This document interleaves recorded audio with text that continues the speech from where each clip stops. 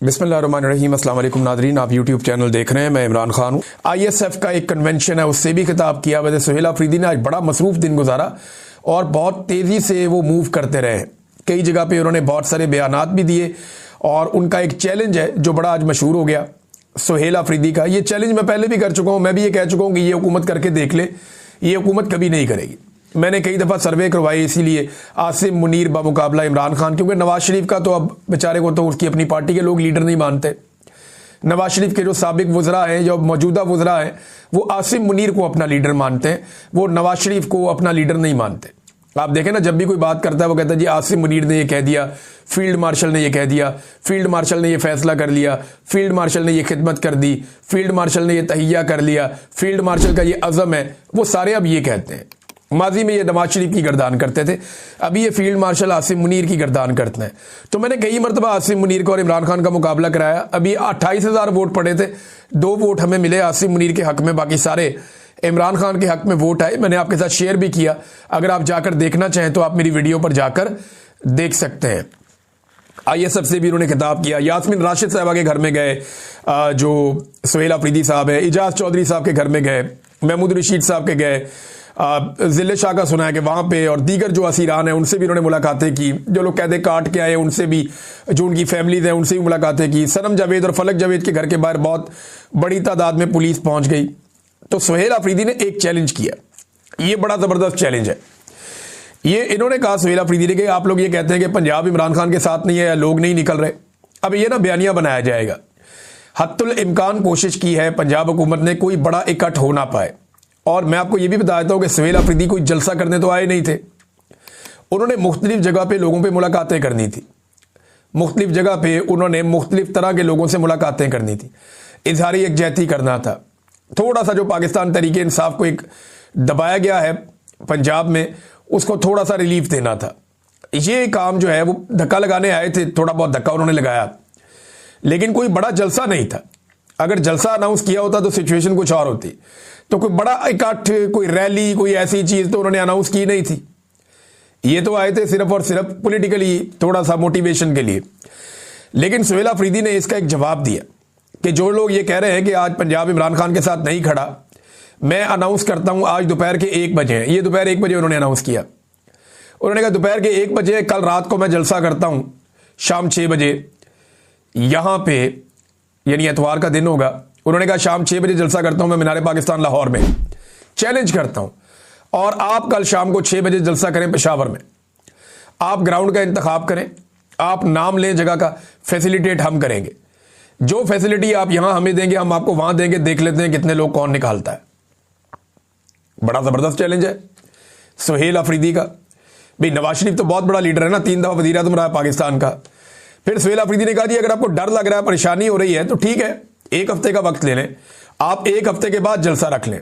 मैं अभी चैलेंज करता हूं सुहेल अफरीदी को, ये अभी तक टाइम ना दें, कल सुबह बता दें, सिर्फ 8 घंटे के नोटिस पे बता दें कि आप शाम को मीनार पाकिस्तान में जलसा कर सकते हैं इमरान खान के नाम पे, और आपको रोकेगा कोई नहीं। ना कोई पुलिस का नाका होगा, ना कोई ज्यादती होगी, ना कोई कंटेनर लगेंगे, ना कोई लाठीचार्ज होगा, ना कारकुन गिरफ्तार होंगे। पूरे लाहौर को इजाजत है, लाहौर के बाहर से कोई नहीं आएगा। आप जलसा कर लें मीनार पाकिस्तान में, दूध का दूध पानी का पानी हो जाएगा। इनको लग पता जाएगा कि अवाम निकल के आती कहां से है।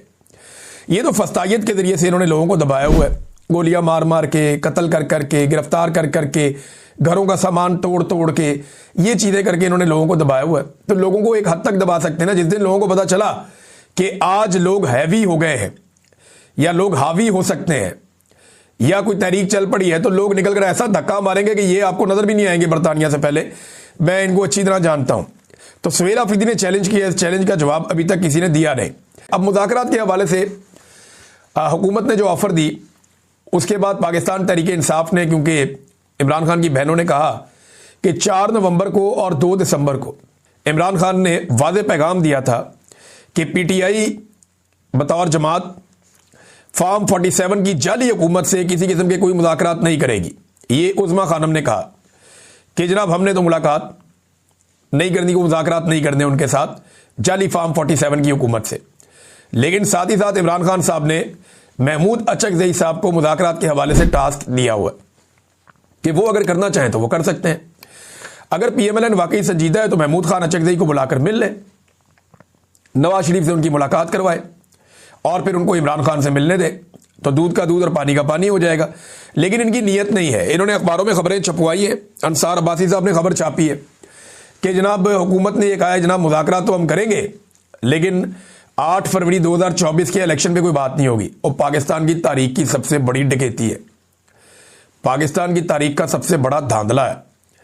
ऐसी धांधली तो जब पाकिस्तान 2 टुकड़े हुआ था, मशरकी पाकिस्तान अलग हो गया था, उस वक्त भी इस बड़े पैमाने पर धांधली नहीं की गई थी जिस बड़े पैमाने पर धांधली 8 फरवरी 2024 को की गई है।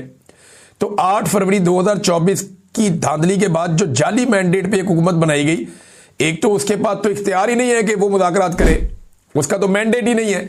लेकिन अगर फिर भी मुज़ाकरात करने हैं तो वो कहते हैं जी कि इलेक्शन पे बात नहीं करनी, इलेक्शन के हवाले से कोई बात नहीं सुनी जाएगी और ना ही नए इलेक्शन करवाए जाएंगे। जबकि पाकिस्तान तहरीक इंसाफ की वादे शराइत में से, या जो तहरीक तहफ़्फ़ुज़ आईन पाकिस्तान है उनकी जो वादे शराइत है उनमें से जो वाहिद शर्त है वो यही है कि नए इलेक्शन करवाएं, आप इलेक्शन कमिश्नर को तब्दील करें, नए इलेक्शन करवाएं और आ जाएं आईन के ऊपर बात कर लें बैठ के। तो मुझे नहीं लगता कि ये हुकूमत ऐसा करेगी। नजम सेठी ने भी ये कहा, हुकूमत के जितने करीबी लोग हैं वो बड़ा वजाहत के साथ ये कह रहे हैं हमें मुज़ाकरात इस वक्त सूट नहीं करते, क्योंकि अगर हुकूमत ने मुज़ाकरात किए तो जाली इलेक्शन पे भी बात होगी, एस्टेब्लिशमेंट के घटिया किरदार के ऊपर भी बात होगी कि ये किरदार ख़त्म किया जाए, ये किरदार बंद किया जाए और एस्टेब्लिशमेंट अपनी आईनी हुदूद में वापस जाए। अब ये चीज़ें मौजूदा हुकूमत को सूट नहीं करती और ना ही आसिम मुनीर को सूट करती हैं। तो आसिम मुनीर इनको इजाज़त नहीं देंगे मुज़ाकरात की और ये मुज़ाकरात करेंगे नहीं। और मैं कई मरतबा ये कह चुका हूँ, आज फिर ये कह देता हूँ कि आसिम मुनीर जब तक मौजूद है अपनी सीट पे, इमरान खान को कभी बाहर नहीं आने देंगे और पाकिस्तान तहरीक इंसाफ के लिए कभी भी वो हालात को नॉर्मल नहीं होने देंगे। उसकी वजह यह है कि इसके अंदर उनको अपनी तबाही नजर आती है और जो कुछ वो कर चुके हैं अब उनके पास पीछे हटने का रास्ता नहीं है। अगर आसिम मुनीर को किसी मौके पर यह करना पड़ा तो याद रखिएगा वो शदीद तरीन दबाव में और परेशानी में ये करेंगे, अदरवाइज वो ये कभी ना करेंगे ना होने देंगे। लिहाजा पाकिस्तान के बाहर से ओवरसीज पाकिस्तानी, सोशल मीडिया और जितनी भी इंसानी हकूक की तंजीमें हैं वो अपना दबाव बनाएं और पाकिस्तान के अंदर से एक अवामी तहरीक जो बड़ी और तगड़ी हो वो खड़ी की जाए। तो आसिम मुनीर साहब से ये ज़बरदस्ती काम करवाया जा सकता है, अदरवाइज वो कभी भी ये काम नहीं करेंगे। नाज़रीन, ये तो है मुज़ाकरात का मामला। अब मुज़ाकरात हमेशा हुकूमत तब ऑफर करती है जब तहरीक का टाइम आता है। अभी 1-1.5 महीने जो है, 1.5-2 महीने, ये वो टाइम है जब आप तहरीक की तैयारी करते हैं। फरवरी के एंड में या मार्च में हमेशा तहरीक चलती है। तो अब ये 1.5-2 महीने में हुकूमत मुज़ाकरात में एंगेज करना चाहती है ताकि लोग कंफ्यूज हो जाएं कि जी मुज़ाकरात चल रहे हैं तो हमें तहरीक बनाने की क्या ज़रूरत है। अब तक के लिए इतना ही। अपना ख्याल रखिएगा, अपने चैनल का भी। अल्लाह हाफ़िज़।